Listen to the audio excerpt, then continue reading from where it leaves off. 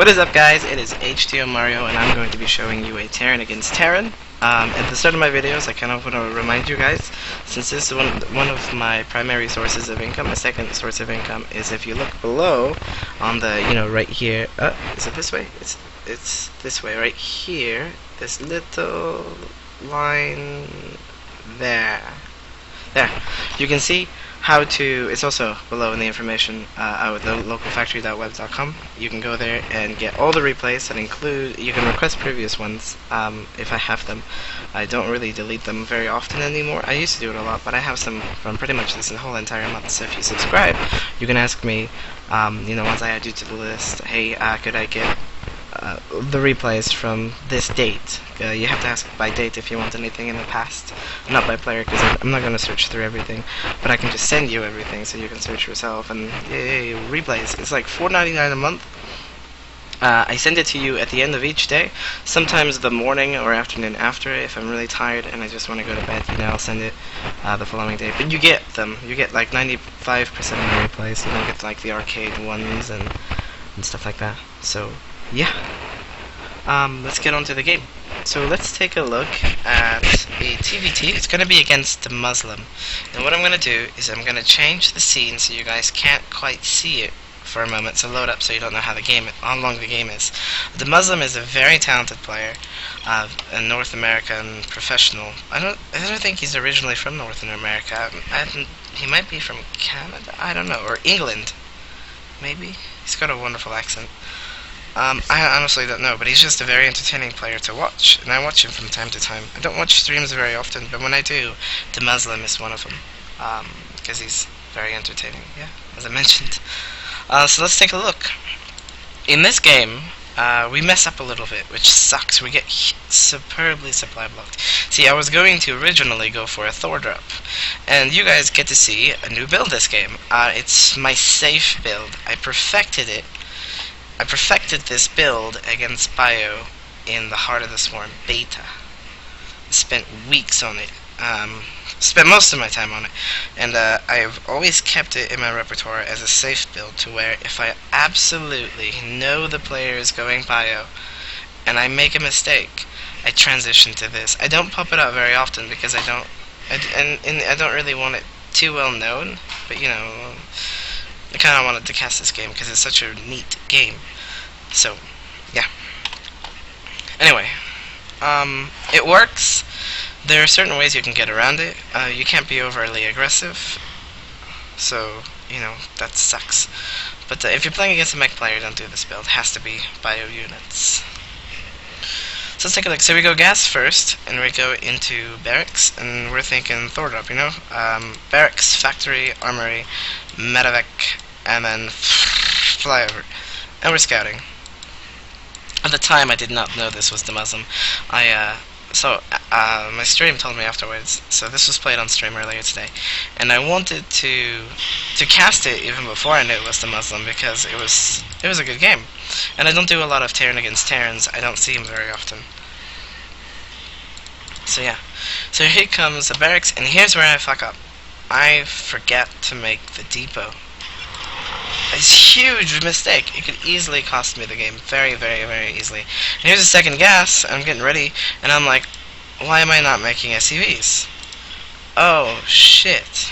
And I cancel the gas. Because there's no way that I'm going for a Thor drop being so far behind. I started to panic, and I decided, you know what? I'm gonna go for my regular play. As you can see, he is kind of even on the worker count, but he has 2 orbitals, so his income is fantastically higher. And my second is about to come, and he's making SUVs 2 at a time, so he's going to be pretty far ahead. Pretty far. As you can see, it's almost double income right now when the mules come in, which is crazy, so we're really far behind. But we end up pulling out of this game. I am going to spoil it. We are going to win. I just won't tell you when.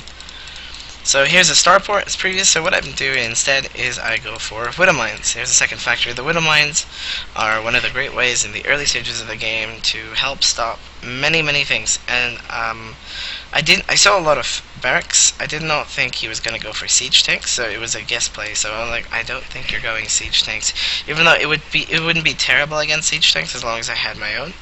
It does make it harder to break out, but it makes it easier to drop harass. So I was thinking, I'm going to play mind games with you and think that you're not going siege tanks. So I'm going to go ahead and make widow mines. And it does okay. So I grab 2, I lift them up, fly them out, and we'll see what we can do damage-wise with those. We're grabbing our gas geysers in the base because we're going for a third command center really fast to try to catch up. We're already 10 workers behind, and only 1 worker has been killed. He's incredibly far ahead, and again, supply blocked. But it's about to come off, so sweet. Didn't think I was at supply blocked in the game, so obviously I must have been making depots. So we're gonna go in, and we're gonna boost, try to see what we can do in this mineral line. We got the speed, so might as well try to harass. Drop on the outer edges. We want to be able to get away, target fire, and take out a few workers. So we took out 4, and that evens it up a little bit. We send a widow mine here to scout for his third. We send a widow mine here to scout for his third. So that helps. We know when he's taken his third, and we know that he hasn't taken it yet, so that might slow him down. So 2 widow mines at a time, 2 tanks, armories right here. It hasn't started upgrades yet. It's very gas intensive. I'm putting 1 siege tank up here in case of a drop. It's not very well defended here, but we can see with the widow mine ahead of time. And here come the units. So we know that he's out there, so we just lift in and burrow the widow mines, siege up the siege tanks. And he comes in trying to distract the widow mines, but we've got burrow. We're not concerned. We'll just lift them up, land them again, and one of these hits and a siege tank will wipe out all of these marines. 2 of these hits will wipe out all the marines. There's no way that he can push up here right now as of this moment. So what we do is we spread some widow mines out, and we keep a Viking. 1 shot with a widow mine will allow a Viking to 1-shot a medevac, and these are already pretty low. So if I hit this and it splashes this, they both die, and I'm very far ahead. Supply-wise, I'm catching up. We're still 10 workers behind. And we've been kind of messing around with these widow mines over here. He does end up catching it. And we delay his third for a little bit.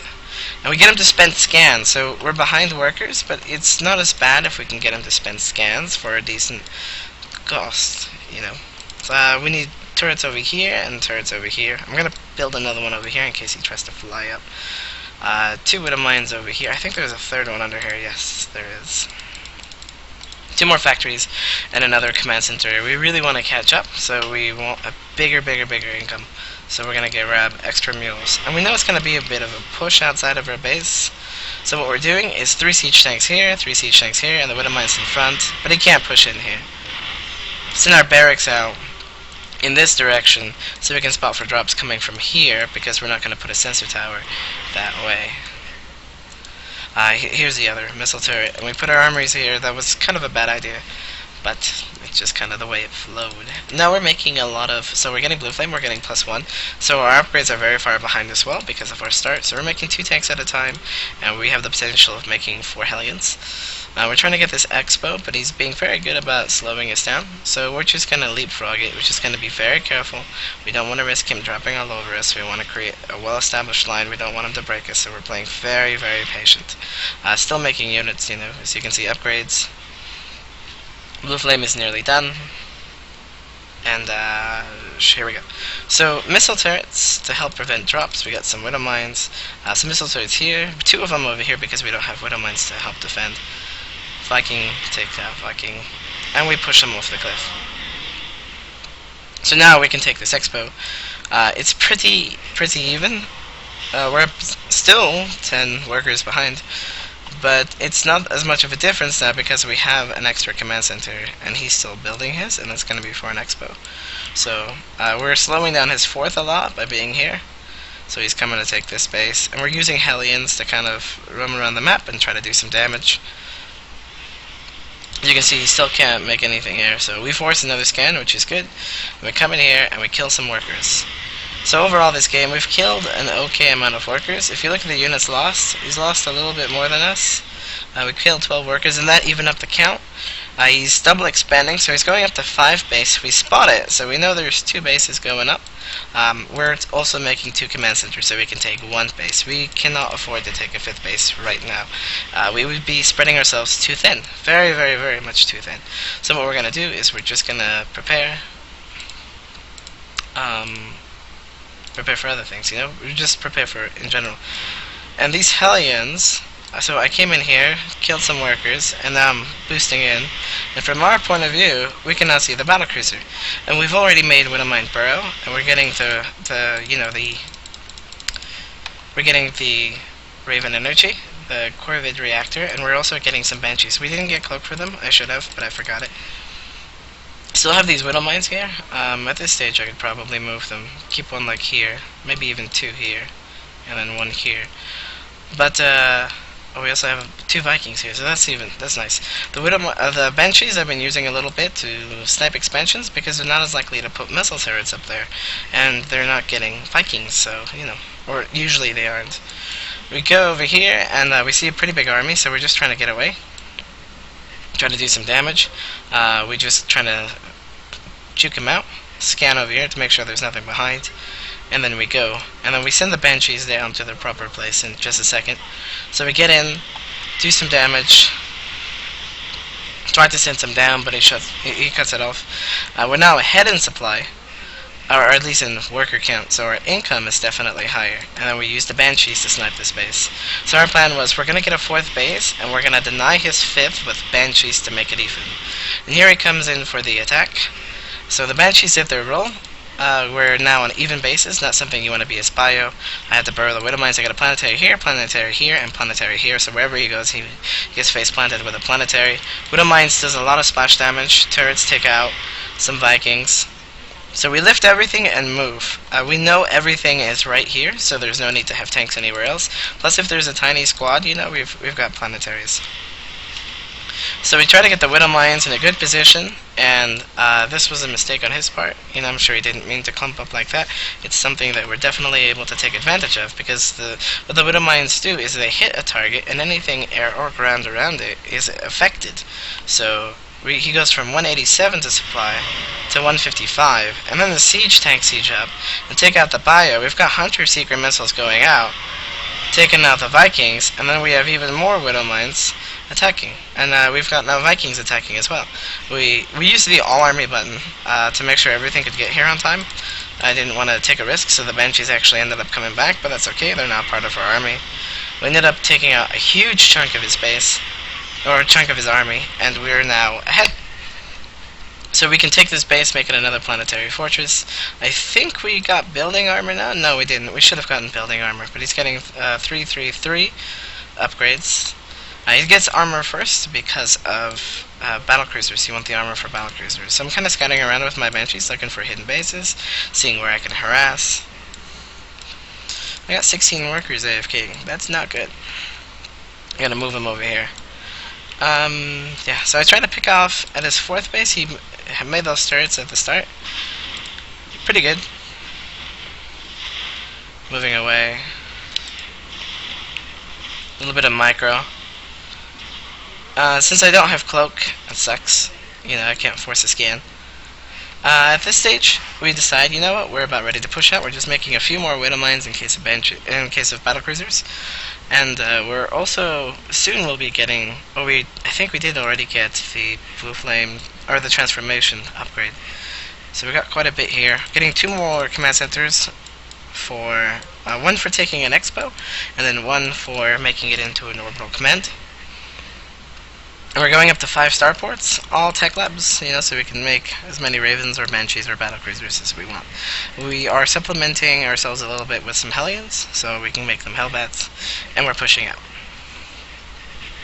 So we see he's in the middle of the map. It's a tiny squad. We have no problem just walking over that. Take out the, burrow the Widow Mines when we get close, to force him to run away, and then take out the Medivacs with the Vikings. So he can't really engage the army. So what we see here is that we scan ahead to see what's there, and we're like, oh crap, okay, he's going in for a surround, so burn all widow mines, move over them to where he's near, and then siege. And you can see these widow mines are keeping them busy, and then these widow mines and siege tanks are blowing up this army. So effectively, a huge chunk of his army isn't there. And then we're target firing the battlecruisers. And the siege tanks are safe. Here's another battlecruiser, we gotta kill that one. We have 2-1 upgrades. And from here, we're making Hellions, lots of Hellions. So we're making Hellion, Viking. Why? Because we retained a lot of our siege tank count, and we want to get down there fast and punish him.